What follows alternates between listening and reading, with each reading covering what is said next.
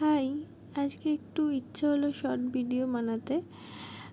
আমার মেয়েকে পড়াতে পড়াতেই ভিডিও বানাচ্ছিলাম। আমার মেয়ে এদিকে লিখছে, ওকে লিখতে বসিয়ে দিয়েছি। আর লিখতে লিখতে আমার ইচ্ছা হলো একটু ভিডিও করব। তারপর সারাদিন সময় পাইনি চুল আঁচানোর। এবার চুল আঁচাতেই পড়াতে পড়াতে ভিডিও করছিলাম।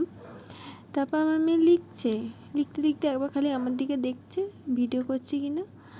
তারপর পড়ানো হয়ে যাওয়ার পর এবার আমাকে রান্নাবান্না করতে হবে। আলু, টমেটো, কাঁচা লঙ্কা কেটে নিয়েছি। রাত্রির আলু চচ্চড়ি, রুটি হবে। আলু চচ্চড়ি করার জন্য আমি কুকারেই করি, বেশিরভাগই করি। আর ওতে 5 ফোড়ন, হলুদ, লঙ্কা, তেল দিয়ে কুকারে একটু জল দিয়ে ফুটিয়ে নিই। আর এদিকে আমার দেখছো মাছ খাবে সব বাজার আছে, আমাকে গোছাতে হবে। গুছিয়ে নিয়ে এবার আমি আটা মাখতে শুরু করলাম। কারণ রাতে রুটি খাবে সবাই, রুটির জন্য আটা মাখতে হবে। বেশি লোক নেই বাড়িতে, আমি, আমার ননদ, আমার বর, মেয়ে, এই কজনের জন্য রুটি করব।